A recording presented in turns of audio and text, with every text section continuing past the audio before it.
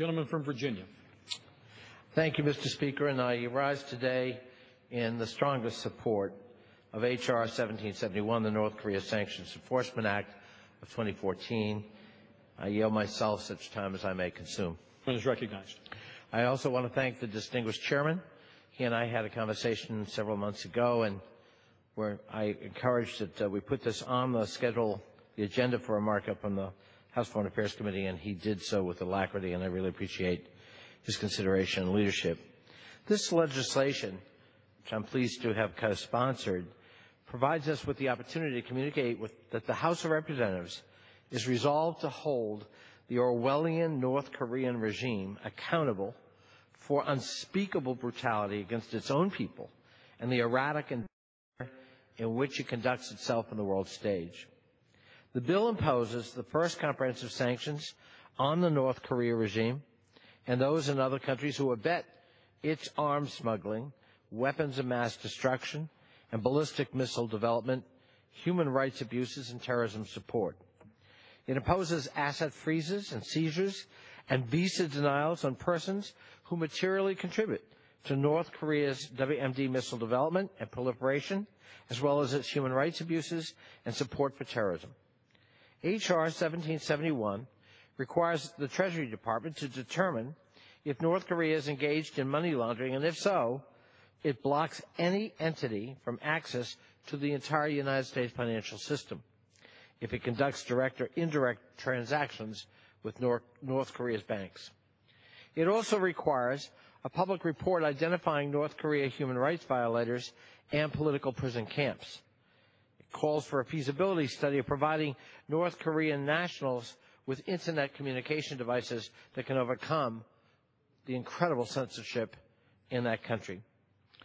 Mr. Speaker, these sanctions are warranted. North Korea is a reckless international actor that has amassed a litany of violations and abuses of international law that one would think belong in a fictional novel. It continues to develop nuclear weapons programs in defiance of the Security Council and worldwide condemnation. North Korea supports the development of Iranian missile technology and nuclear capabilities. Hamas and Hezbollah, both designated foreign terrorist organizations by the United States government, receive missile technology and training from the North Korea regime that they've used to attack Israel, an ally of the United States.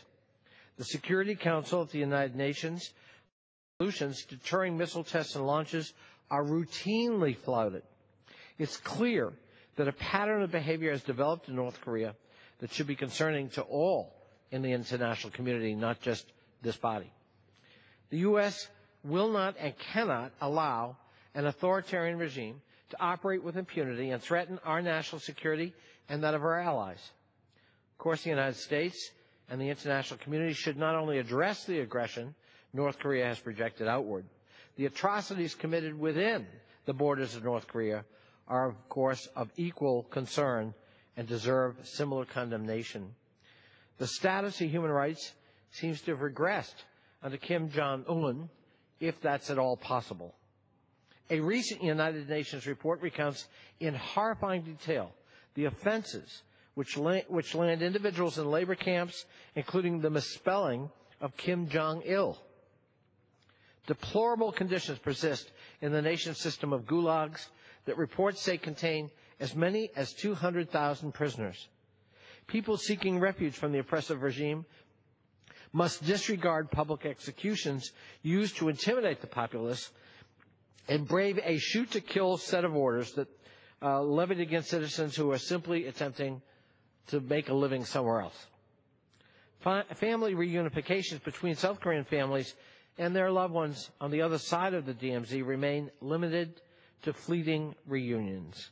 I really want to thank Chairman Royce and our committee staff on both sides for working with us on an amendment that makes the suspension of sanctions in this legislation conditional on North Korea making significant progress in planning for unrestricted family reunification meetings, including for those individuals among the 2 million strong Korean American community who still have relatives in North Korea.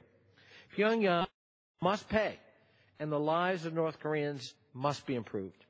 I applaud this legislation for levying extensive sanctions against bad actors in the North Korea saga, while recognizing the urgency of humanitarian, medical, and food assistance for North Korea's citizens.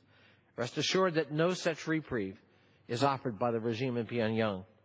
Again, I commend my colleagues, the chairman and the ranking member of our committee, for finding once again common ground on the North Korea sanctions issue and for taking decisive action against this despotic regime. I thank the Speaker, and I reserve the balance of my time. Gentleman's time is reserved. Gentleman from California. I'll reserve the right to close. Gentleman continues to reserve. Gentleman from Virginia. I will close.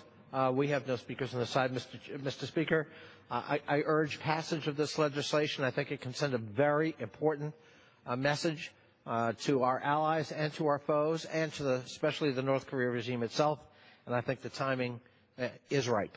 With that, I yield back the balance of our time. Gentleman yields back his time. Gentleman from